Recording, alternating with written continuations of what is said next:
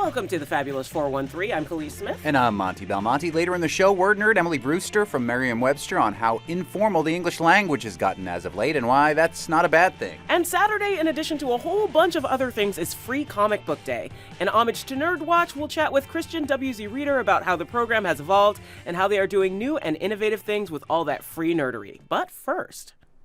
This Saturday, May 6th, at Bombyx in Florence, is the Transhealth Birthday Benefit. And joining us from Transhealth is CEO Dallas Ducar and Development Director Ayers from Transhealth. Full disclosure, I've known Em for like a long time. We've worked in many circumstances on many different things together. We've been in plays together. We worked at the Shea together. Now that's all out of the way, okay? Transhealth is doing some remarkable things here locally. Dallas, CEO, tell us about what Transhealth is and what it's been doing over these last 2 years. Sure. Transhealth is an independent, comprehensive, gender-affirming healthcare center. So we employ over 40 individuals now. We're 2 years old, so that's huge for a nonprofit. We serve over 2,000 patients. We do primary care for kids and adults, and we also do psychiatric care, mental health care, and then also psychotherapeutic care too. So therapy for kids and adults. And along with that, I was just testifying at Beacon Hill yesterday in front of the legislature. We do advocacy on Capitol Hill and Beacon Hill. We also do education, too, and bring in nursing students, medical students, residents. And then we also do research with a national research advisory board, along with our community as the core basis of what we do, with a clothing closet, with a place to drop in, just chill out, be able to, use our Nintendo Wii or engage in support groups with over 250 other queer and trans folks in those too. From other states too, in states where this care would otherwise be a felony, right? So what we're doing should not be radical. It is radical. We're the first of our kind. We are the trans community caring for ourselves. And this upcoming anniversary is really a testament to that. No wonder you need 40 people. That's a lot. That's a lot for one organization to do. Black queer women, I understand doing it for yourselves. But what are some of your partners? Because it really does take a village. And I know you're extended through a lot of different avenues. But what are some of the organizations that are helping you do this? Yeah, the organizations have come out of the woodwork. I have just cards around my office of people nationally who are like, we're in your camp, we're in your corner. There's folks like Common Media or people like, Upshift Communications or just other different sponsors that are in our corner. But then also folks that we're partnering with directly, like New North Citizens Council in Springfield, for example, that we're expanding actually, community health work with in conjunction with the Department of Public Health and HHS in Massachusetts too. We have folks in government too, like Representative Lindsay Sabadosa or Senator Comerford as well, who have been avid supporters of us. And then we also have people like Translate Gender, like local groups, for example, that have been doing this work for a very long time, or, the Venture Out Project, for example, that leads, outdoor backpacking groups, for example, and builds community. So many national collaborations, even that with the White House, too, even with the governor as well. And we've had great, I was on the transition team with the Attorney General, but then also very, very homegrown community spaces, too, like those right there in Florence. So you're a nurse. Was this the direction that you saw your practicing of that nursing when you were studying? Yeah, I've always seen nursing particularly geared towards caring for the whole person, right? And person-centered care. That's something that nursing talks about a lot. And so that is a philosophy that I've always led with. Prior to being a nurse, I was a philosophy major and a bioethicist as well. So I thought a lot, and then I also wanted to really bring that thinking into action, and that was through nursing and through also being an EMT on the streets too. I think I have always thought that just being any type of clinician, you have a duty not only to advocate for your patient at the bedside, but advocate for your patient at the State House. Advocate for your patient by actually constructing new systems. Don't settle for just this is how it is, but make something different. They don't have a seat for you at the table. You bring your own chair. We're speaking with Dallas Ducar, the CEO of Transhealth, which is celebrating its second anniversary this weekend at Bombex in Florence, as well as Ayers, who is the development director for Transhealth. And you mentioned, Dallas, that this is a first of its kind. Is it a first of its kind because it's trans-led? Is it first of its kind in Massachusetts? Is it first of its kind in the country? Tell us a little bit more about how it's a first of its kind. Yeah, for so long, the trans community has had to care for itself because literally no one else wanted to care. It's only very recently that we've even been able to see things like hormones, for example, be accessible off of the black market. More recently, in the past maybe 10 years, we've seen academic medical institutions start to create their own trans health clinics, or federally qualified health centers start to also have trans-oriented clinics as well. But there is no other organization, to my knowledge, in the world that is trans-led and that devotes 100% of its budget to providing care for the trans and gender diverse community. That is really unique. You know, when you look at a hospital, when you look at a health center, if there's a budgetary shortfall, some of that budget's going to not go away from the oncology center or the surgical center. It's going to go away from the trans center, right? Or some of the other small centers. But when all of your financial resources are dedicated to one movement, to one mission, to one vision, that sends a different message. And, you know, a large majority of our staff identifies as trans or gender diverse. Almost all of our staff identifies as LGBTQ, and we're loud and proud about that. And that means that we can be a beacon of hope for so many, you know, that people can know that they're going to come here and they're going to be able to see themselves reflected in their care provider. And that sends us such an important message right now when there's an unprecedented attack nationwide against trans rights. There's a trans legislation tracker that I was looking at, 533 bills in 49 states that are considered anti-trans. 54 have passed, 382 are active, 97 of those have failed.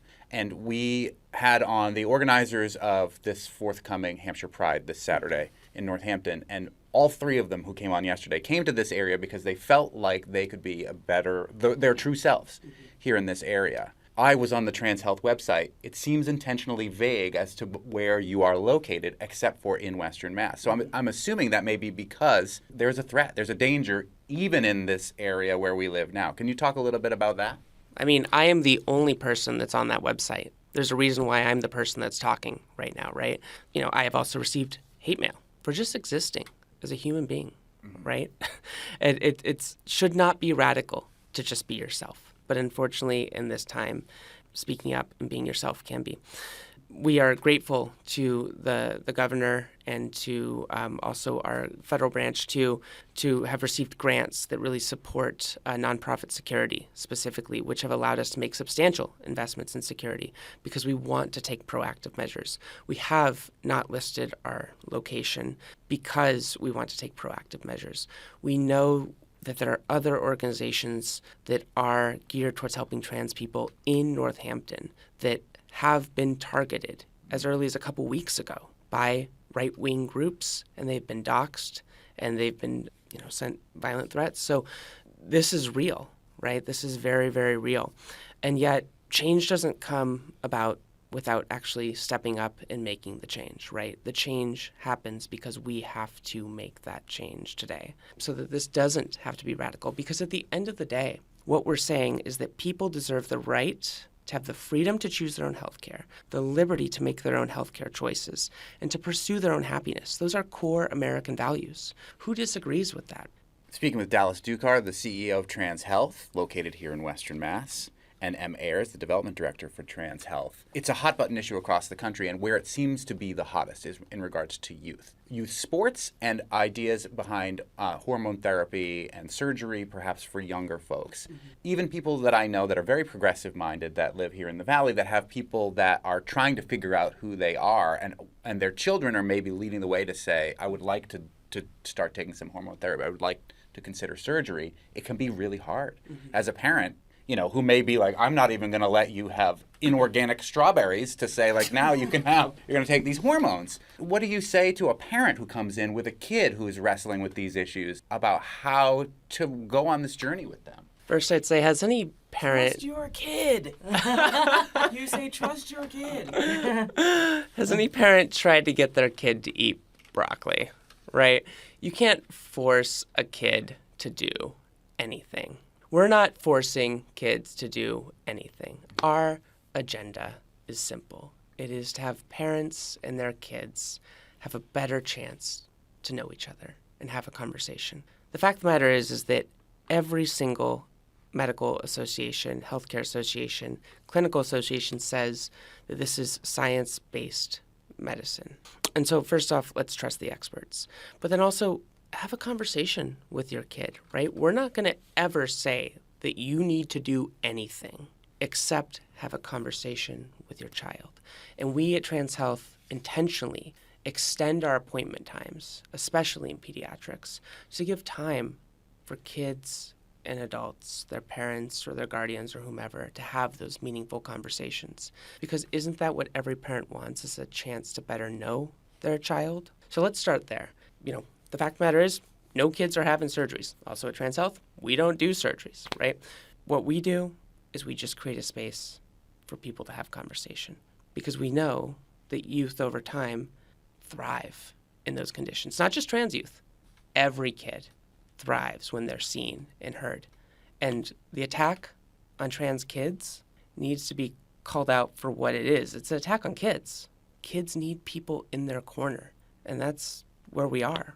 Another big hot button issue in a lot of these bills have to do with trans youth sports or trans sports apart from the youth level. We had Congressman McGovern on a couple weeks ago talking about this issue. He says he has not heard any of his constituents raise this as an issue. Are you hearing this as an issue, as somebody who is at the epicenter, locally at least, in regards to trans issues? Are there concerns about sports, or is this really just a red herring, or I guess fresh one of many red herrings, or just fresh meat to throw to a constituency to try to get them riled up about an issue? So I want to give a shout out to Congressman McGovern. I was at his office on that day, actually, in D.C., and we were talking about this very issue. And he's been very vocal about this. So thank you, Congressman McGovern. He'll be on the show tomorrow. Stay tuned. I will also say that I have a love-hate relationship with this issue, because polling shows that this issue is going to backfire on the Republicans and on the GOP. The fact of the matter is that 1 in 4 Americans actually say that they know a trans person. So trans people are a really good boogeyman, essentially, for the right wing to say, you don't know what this is, so we're going to conjure up an idea of something and then make you afraid of it, right? It's the same thing they've done with immigration. It's the same thing they've done with imaginary concepts like late-term abortion, for example. And it's just trying to construct imaginary worlds to fight against that don't exist. At the end of the day, when we look at trans kids in sports, I don't think people really think about it that much. It's not a dinner table conversation. Why waste time and debate on it? In Utah, there was a law that was working to ban trans youth participation in sports. There were 4 registered trans folks in high school sports in Utah, in the state of Utah, 4, when this law passed. One of them was a trans woman, which this law was really targeting, right? 1. This law was deemed unconstitutional. There was one Republican that spoke out about this who said, this is government interference. This is the government getting involved in everyday life. And I think he was right. The government has no role in saying who should be playing sports or not playing sports according to your gender identity. That's just absurd. It's unconstitutional, and it's a direct attack on a minority group. And it's specifically geared to say everyone gets rights except this small group of people. And we have to fight back against that. Coming up, we'll hear the ways Transhealth of Western Mass wants to transform the pharmaceutical industry locally, and about how they are celebrating their 2-year anniversary this weekend. And later in the show, Emily Brewster from Merriam-Webster and Christian Reader from Comics and More in Easthampton. You're listening to the Fabulous 413 on NEPM. When I tell people the story of trans health, especially non-trans folks, they say, I want healthcare like that. I want a 30-minute or hour-long appointment. I want, a place where I can go party and also doctor that believes me when I tell them something is wrong. Yeah. Right? And I believe that I really do believe that trans health, with the support that we have, can show America what healthcare can actually look like. That this really doesn't need to just be for the trans community. We can take this model and we can apply it anywhere. Speaking with Dallas Ducar, the CEO of Transhealth, based here in Western Mass, celebrating 2 years this Saturday at Bombyx in Florence. Ayers, who is the development director for Transhealth. You've been excited about what's going to be happening this Saturday in Florence for a long time now. Tell us what's happening. Well, I am thrilled to share that we are indeed sold out for this event. Woo! We'll be packed to the gills at Bombyx Center for Arts and Equity, and we will be featuring world-renowned performance artist, poet, activist, word and world bender extraordinaire, Alok, who will be our featured artist. And alongside Alok, we will also be featuring the voice of the first youth poet laureate, Rio. They will be sharing an original piece, and then we'll also be featuring 2 other youth trans poets from Amherst Regional High School, which is really exciting. And it's just an opportunity for the community to come together to celebrate. I believe that in this time, coming together is a true act of resistance, coming together in joy, coming together and just celebrating not only the great success of trans health over the past 2 years, but what we can do and accomplish when we come together and we don't submit ourselves to the isolationism that is truly the thing that is kind of like tearing us down as a country. So when we come together, that is the act of resistance I'm here for and I'm here to support. I'm very excited. We can't tell. Told ya. We can't tell at all. You can't tell. I just want to add to that is a part of our core mission. The Surgeon General 2 days ago put out an op-ed that said that the loneliness epidemic is tearing our country apart, and we know that loneliness contributes to really, really, radical fringe viewpoints that can really tear our country apart too, that are often conspiratorial. It right? also, in a very real way, shortens lifespans. Yeah, and that was the warning that they released. Yeah. Just in general, Yeah. across the board, regardless of who you identify with, where you live, loneliness will kill you. Yeah.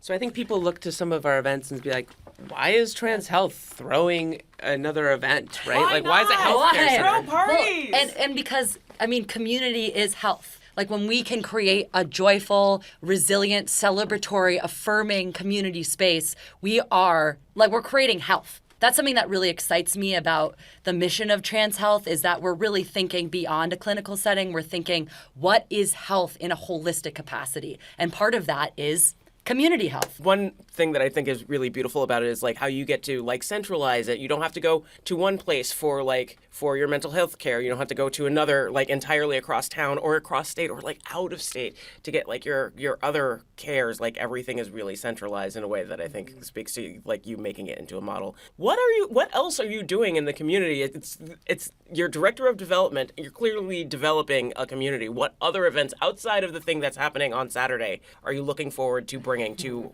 us?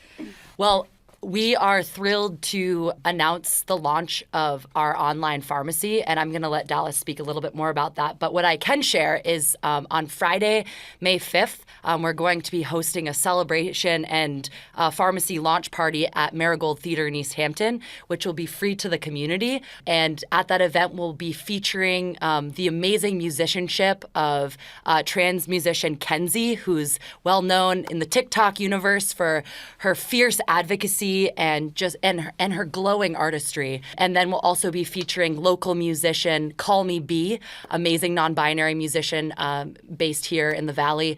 And then we'll be culminating the evening with Brooklyn-based queer DJ Scylla, which will be wonderful. Again, queers take any opportunity we can to party. It's going to be a big weekend for that in Hampshire County. I know, right? Dallas, if you don't mind jumping in and sharing a little bit about this pharmacy program, which you've kind of been at the helm of. Mm-hmm. And before I launch into that, I just, wanted to mention some of the many things that we have been doing, which is a testament to all of our folks. We've done Pride Trivia. We've done zine workshops, trans rights readathons. We have an upcoming COVID vaccine clinic, trans joy photo shoots, social name and change clinics, poetry workshops, drama workshops, yoga and meditation classes, workout classes. We are trying to extend the boundaries on what healthcare looks like. It should not be defined by insurers, plain and simple. As for our pharmacy, though, Pharmacy is a world that still is a little defined by insurers, but we want to make it easier for folks, right? So we have partnered with a large number of local independent pharmacies and then also national pharmacies too. So that might be pharmacies like Accredo, CVS, Walgreens, but then also, local pharmacies like here in Springfield Community Pharmacy, for example, and essentially then be able to work some business magic. And in general, we have created a network of pharmacies that will allow reduced cost for the trans and gender diverse community, which is huge. So say that your insurance doesn't really cover your hormones, right? We can help cover that. Dallas Ducar, the CEO of Transhealth, and Ayers, the development director for Transhealth, celebrating 2 years this weekend, and with more exciting things happening in the future. Find out more about the work that they're up to at transhealth.org. Thank you both so much for coming in. Thank you so much for having us. Thank you. This was a pleasure. Up next, Word Nerd Emily Brewster on how the English language isn't working like it used to. You just ended your sentence with a preposition. And on the way, Christian Reader from Comics and More at Easthampton on the 21st anniversary of Free Comic Book Day. You're listening to the Fabulous 413 on NEPM. Talk about the introduction of Ima into my general written, in conversation, which I love. It's my favorite contraction. I use it all the time. Oh, for I'm going to. Yeah. Right, Ima. Yeah. IMMA. Yeah. IMMA. Yeah. Yeah. I apostrophe MMA. Right. Yeah. IMMA. Yeah, means you I mixed martial arts Yes, sometimes. yes, but I think you don't. Yeah, a little bit. I don't get in the ring. We're here in the front conference room of Merriam-Webster Dictionary in Springfield, overlooking the Springfield Technical Community College campus. Right around the corner from my house. Well, I'm not going to out where you live, but you can totally do that if you want. And Emily Brewster, you're going to kind of interview us about words. Yeah, I am. I am curious about your relationship with words because you talk to people for a living. I just write about words for a living. I don't actually talk to people for a living. Mm-hmm. Do you want to talk about your relationship to words first, Khalees, or shall I? I like language a lot. Like a lot. I like languages a lot, so I learn a lot. I learn as many as I can. But I read really early, so I've always been fascinated by language, and I still read a lot. I feel like how I talk on the radio is mostly me. There's some code switching that happens, but that's just gonna happen. I'm a queer black woman. I talk in different ways in different scenarios. So, how I talk on the radio is more of, the broad how I talk. That makes a lot of sense. I mean, it's got to be true for anybody who talks professionally. They will not speak in the same way to their close friends the way that they do when they're speaking on the radio. When did you start talking professionally? Probably when you hired me for the river. That was me, Monte. Yeah. Not Emily Brewster. Yeah. And that wasn't that long ago. No, 7-ish. It would be 8 years if I'd stayed. Yeah, so for the most part, this is actually how I speak. And I write like this too. Actually, Sam in our news office has commented that when I write the copy for our podcast, it sounds like me talking because that's just how I write. Yeah. I think that's more doable now in this modern era than it used to be. For sure. And what about you, Monte? When did you first speak on the radio or speak to a large audience? What was the context? I was an intern at a radio station, and I was impersonating Al Gore off the air. So what they actually liked what I was doing off the air and brought it on the air. So that kind of set me on a course where I knew that informal language and speaking normally, as I like to call it, had some traction. Mm-hmm. And it's kind of been my thing all along. I might enunciate a little bit better when I know I'm on the radio because I know that it's harder for people to hear than if we're just having a little conversation across the table here in the front conference room at Merriam-Webster. If I enunciate a little bit more, that's basically the only difference. There are people that are like, you sound just like your radio voice. And I'm like, I don't have a radio voice. I just have a voice and I use it and I tweak it a tiny bit. I always tell people I'm a slightly amplified version of my actual self when I'm on the radio, but that's about it. Yeah. And I try to be informal in all the language that I use because I want as many people as can to understand it. It doesn't mean we don't talk about hard concepts or complicated scientific concepts, but I try to bring it down to kindergarten level, which is where my brain is most of the time anyway. Yeah, I don't think I'm amplified as me when I'm on air. I think I'm really just sort of like, I'm like this. And people who have gotten me off air to especially talk about like music or perhaps like June Jordan. These poems, they are things that I do in the dark, reaching for you. Have realized that I generally speak like this. You're amplified all the time. That's a horrifying way to look at that. No, it's the good way. It's yeah, your infectious outbursts of laughter happen no matter what the time of day or circumstances. Because even if you're all by yourself in another room far away. I mean, the world is funny. You should laugh. The world is also cruel. You should laugh at that too. What about you, Emily Brewster, resident wordster from Merriam-Webster here in Springfield? And that would be something that I would never say in a normal conversation, but I've done it to bring everybody back in to see if you've just tuned in. Who are we talking to? Why are we doing this? Has your relationship to language changed because of your job as a lexicographer? Well, no. I mean, it's because you made me start talking on the radio. I'm not us. We're the problem. It's me. Hi. It's me. I am the problem. It's me. I'm not aware of speaking differently on the radio than I do in real life. People will sometimes recognize my voice when I'm out and about, so it must be similar enough to how I sound when I'm at whatever place I am that is not with a microphone in my face. Like right now. Like right now. Oh. It was when I went to college that I found out that I enunciate in a way that people notice. But I'm also interested in how your jobs have affected the way you use particular words and the way you use particular like grammatical constructions. I was raised to pay a lot of attention to rules that I now see are pretty arbitrary. You know, I was raised to not end a sentence in a preposition, for example, even though it was like many of these rules about splitting infinitives and ending sentences in prepositions. These are all came out of 18th century white men who had these ideas of what they thought good language was, and they were trying, in some cases they were like, I just think this sounds good, and other times they were saying, this is how everybody should do it. I like the people in the former camp better, of course. But those rules then, or those ideas then became these formal rules, and I think that in recent decades, I feel like since I've been paying attention to these things professionally, they've become so much less strict than they used to be. I feel like culturally, it is now okay for people who speak professionally to not follow all these rules, and they don't get the letters to the editor as much as they used to. But I'm wondering how your relationship to those rules or to the things you learned in school when you were growing up about proper ways to speak, proper ways to put your sentences together, how do those affect you, or do they not? I think they still do, at least when I'm writing, but speaking-wise, I verb things a lot. Like a lot. You just did one right then. Yeah, in fact I did, but it's fun to do it. And that's, I think, a really easy way, especially when you're in a speaking medium, to get your point across. Also, I am horrible about using the word like. Like is my placeholder, and I don't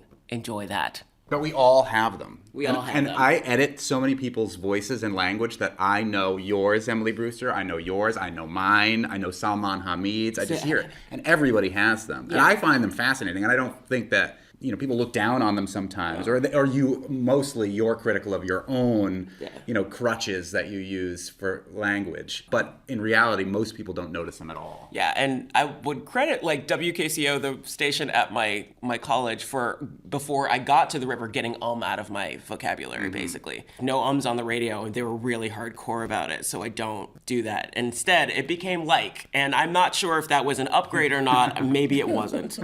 Yeah. I grew up listening to and watching Howard Stern and David Letterman, who were famous, both of them, for deformalizing language, amongst other things, where they no longer had to have the stentorian radio delivery That makes me feel so uncomfortable when you do. I think it makes other people feel uncomfortable too, and that's why I always related to them as hosts. I never had any aspiration to be a host until I kind of stumbled into it. But when I did, I knew I wanted to sound more like that and more conversational than try to sound like a big voice radio announcer or even like a little voice radio announcer who hosts a weekly show on public radio that talks about the mostly white American experience.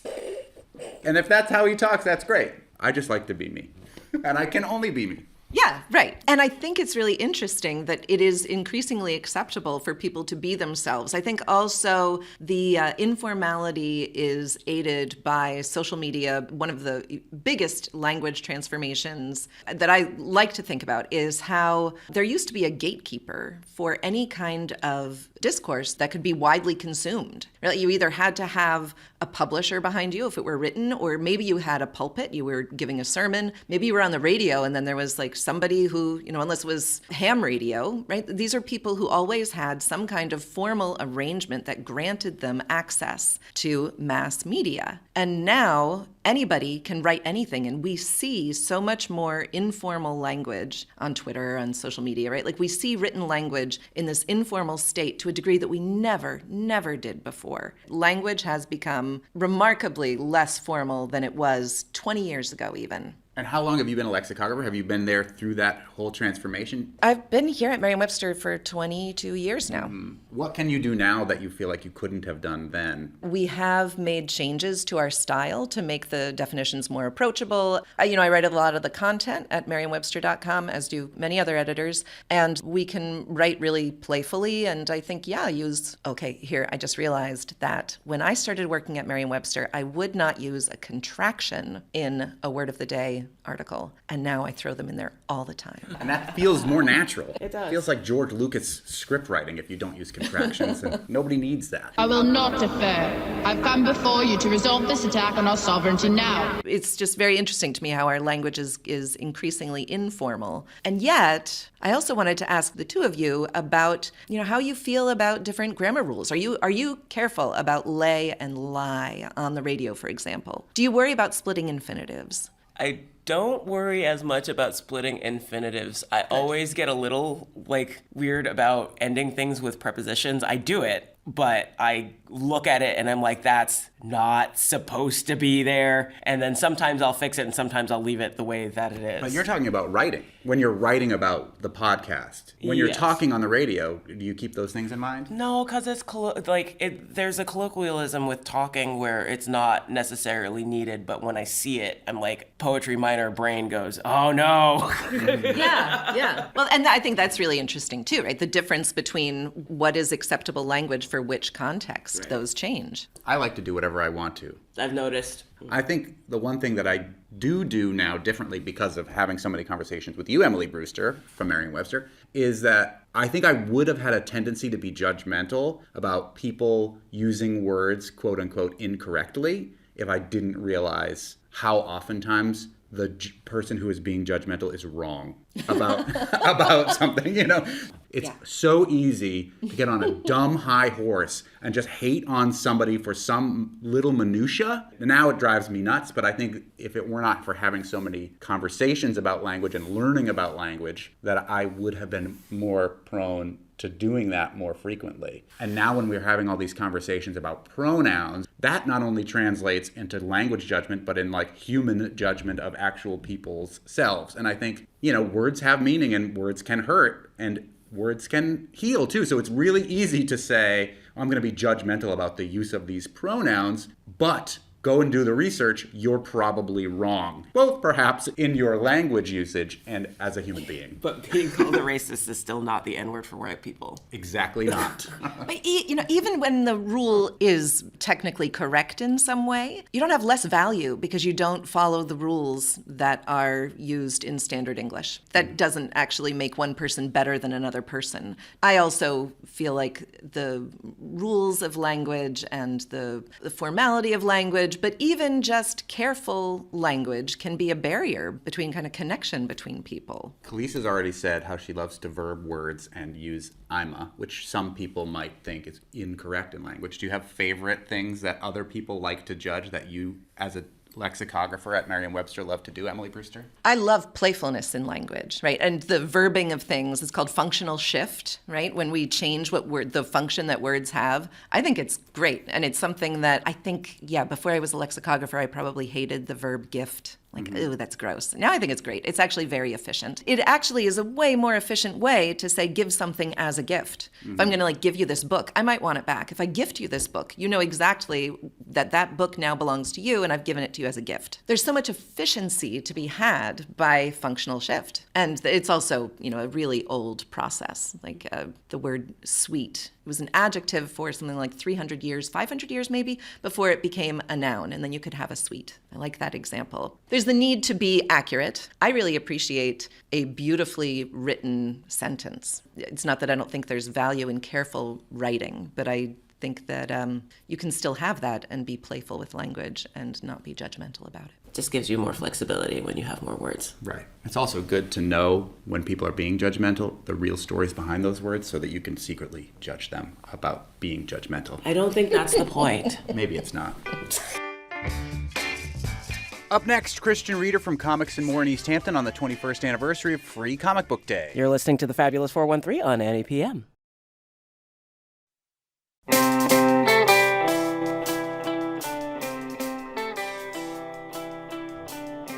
Wednesdays are classically the day of the nerd, and few things are more classically nerdy than comic books. Saturday sees the return of Free Comic Book Day in its 21st year. We talked with Christian W.Z. Reader, owner of Comics and More in Easthampton, about all they're doing for the event. DC Comics and chocolate milkshake. Some things will always be great. So I'm here with Christian Reader. They are the owner of Comics and More in Easthampton, and we are talking about an event happening on Saturday, which is Free Comic Book Day. So how did you get into comics initially, and how did you end up owning a comic shop? It seems like living the dream, but I know sometimes dreams are not all they seem. Yeah, I mean, I never dreamed of being a small business owner, but I've been reading comic books since I started reading books, like, all along, like, one hand shaking the other hand. And I don't really think of, like, a time I was reading that, like, comics weren't involved in some way, even though now there's, like, so many different kinds of comics for so many different kinds of folks. But my older brother was into comics. I would steal his. I remember going to the comic book store on supervised visits with my father. It was a place I felt safe. But yeah, I've just always had a real passion for words and pictures put together this way. Me too, clearly. Good nerds raising more nerds is the way of my family. Why participate in Free Comic Book Day? Ooh, that's a good question. Well, at its heart, it's a promotional event where, like, the people who designed the event were doing it to, like, create a buzz similar sort of to, like, Record Store Day, except our stuff is free, not more expensive and scarce. It kind of like Independent Bookstore Day, which was this past Friday. There are things for other aspects of the business, and the people who started it saw it as a good way to, like, thank regulars. When it's done right, the comics that we're handing out are, like, previews of comics that'll be coming out over the next year. That idea is great. It doesn't always work that way. For us, I mean, Free Comic Book Day costs money for us. We love giving them away for free and seeing all of our customers. We use it to drive a non-perishable, non-expired food drive for the ECC each year. But also, really, it kind of goes to, in comics, there's this expression, comics are for everyone. That really resonates with me. But I think I have a somewhat idiosyncratic interpretation of it, where if comics are for everyone, how do you look at that from an equity framing? To me, that looks like creating non-retail related experiences to access comic books, which then means we work with 13 different libraries. And we also work now with a Book Through Bars Prison Book Project to get comic books where there aren't comic books. Which is such a fascinating and wonderful way to go about this whole thing, which initially was just promotional. Do you think that Free Comic Book Day is good for smaller publishers, kind of in similar vein? Somewhat. Because it's not all Marvel and DC doing this. No, and those are some of the more fun things. Like, you get an idea of, like, there's a Turtles one, like a Teenage Mutant Ninja Turtles one. There's a Nightmare Before Christmas one, So there's, like, a lot of different content and publishers. It sometimes can backfire. Silver Sprocket had trouble last year doing it. They did get in trouble for giving, like, adult material, and it was ridiculous. So there's content things, but I feel like there have been adult issues. Like, there are. Been, like, this year too, right. Mature rated. Which you just have to be careful. Yeah, there's a color coding. Like, there's one for kids, one for general audiences, and one for mature. And honestly, we don't order as many of the mature ones. We order enough to give out what we think we can give out. But, like, we we love it as a community, all ages family event. We have plenty of mature customers, mature content, mature comics. Sometimes that's awesome and fun too. But when we're doing a big event with like the gourmet popsicle people going to be there, we try not to like wheel out the smut. It's an unspoken agreement that I think we all are better for. Right. I guess I'm looking to see if you think that there's a usefulness for Free Comic Book Day in this post-Disney Marvel era. I'm especially curious about this getting the comics into jails and prisons. Like, that's fascinating and so cool. How did you make that work? It started with the libraries. Right here in Easthampton, our Easthampton Public Library reached out, or I reached out to them very early on. I can't remember which, but they were some of our earliest institutional support. We're trying to figure out ways the comic book store and the library could work out. And the first collaboration like that was Free Comic Book Day. And they had a really small pop-up Free Comic Book Day event at the library in addition to ours. Honestly, I think it's great. We don't charge them. And also, like, they're doing work. They're creating an event in their space, and they keep coming back. We supplied the whole Springfield library system, which is 12 libraries. We work with the Montague Library District, which is 2 or 3 libraries, and with the Holyoke Public Library usually. It's hard to explain, why do we do this instead of, just making money or just driving people to us? And there are other comic book stores you can go to, right now in Western Mass, that are all celebrating Free Comic Book Day. Northampton and Springfield and Greenfield. I see it as a way to reconnect with our casual customers, too. But, when we started working with the libraries, we did try to reach out and be like, how about we sell you your books now? And that, in the first year trying to do that, we weren't ready for that yet. We do have that arrangement with some libraries now. I mean, it kind of went to the heart of being a promotional event. The libraries got to create for programming, and our name and address were on that event. All the comic books come with stickers that say our address, our website, and our, brand name. But that's all we ask.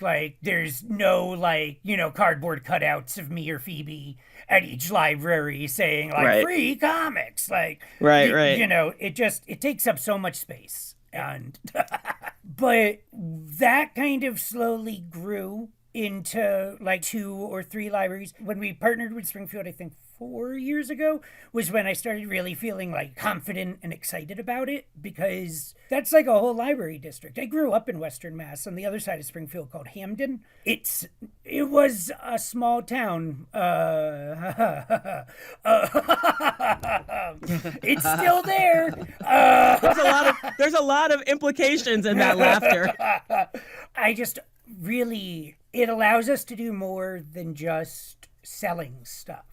That is a concern of ours, because I'm of kind of the opinion I can't just sell enough comic books every day to make us sustainable forever. That's just not how retail and the direct market and bookstores and rent and available commercial spaces works, really. Getting the word out and putting comic books where they weren't is also part of that, of us trying to build a network and community based on the things we care about and the area we're in. And then I saw another bookstore, massive bookshop actually, up in Greenfield.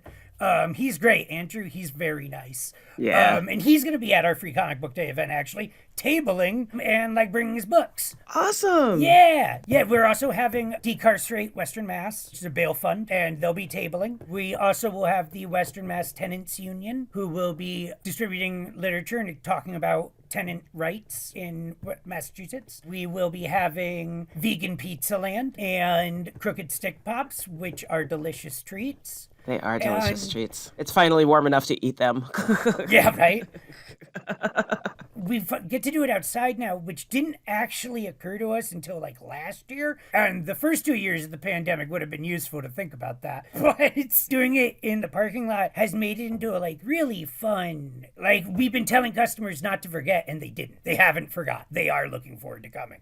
And that's really, to me, that's really like affirming or like validating. There's a lot of work that goes in to running this. Those days where you get to see your more casual community and people come with their families and their families are being really good sports, you know? Like, not every collector has a family that wants to go and dig through like long bins in like a basement somewhere, like on the first Saturday in May. We've also started, we're going to have one of our informational pamphlets that we're going to give to everybody who comes through on Free Comic Book Day.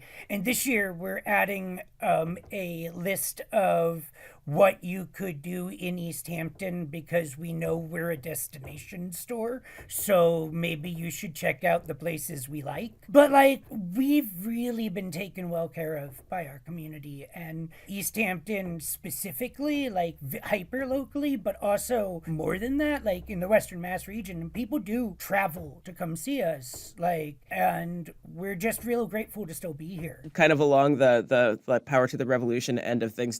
Is there a level on which you feel like this is almost like a Rockefeller move for Diamond, where there's such a hegemony that this is like their little bit of giving back to the community so that no one like truly revolts? No, not really. I mean, they got sponsorship for Coca-Cola last year. There are people who try to be more professional about it than others, but they don't have a great rep. For reasons. I would say the publishers are doing it more like that than Diamond, because like the publishers could just opt not to do it, but they continue to, and I don't know, I hope they get something out of it. In past years, they would reprint stuff that had already come out, or because of delays, the comics that they were advertising didn't come out for like another 6 months. And, you know, that just makes me look like I don't know what I'm doing. And I mean, we get some very strange questions about Free Comic Book Day, one of which, of course, being like, is this all you? And I'm like, what do you mean, that licensed Spider-Man comic? And they're like, yeah, how did you do all this? And I was like, oh, practice. I don't know. No, I don't own Superman, dude. No, I didn't work out a thing with the lawyers either. Nah. But the other most common question is little kids saying, like, does that mean all the comics are free? And I like to respond, yes. And now you're comics monger, and I'm free. And like, you know, like I'm at like Crossroads, my eyes flash twice, and now they have to figure out a way to pay the bills. Nah.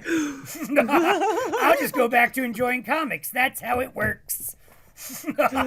Oh my gosh, that's hilarious. So is anything coming out on Saturday that you're excited about? Yeah. There's a preview of the new Conan the Barbarian comic. It's a lot like the other Conan the Barbarian comics, but it's fun. And the publisher, Titan, a British publisher who I think is related to that Branson guy, I'm pretty sure. You know, like the billionaire. Yes. Yeah, but they recently acquired the rights for Conan the Barbarian after Marvel acquired the rights like 3 years ago and then lost them. And Titan hired the creative team that Marvel had put on it to write and draw their Conan book. And I'm just like, oh, the mouse is gonna hate that.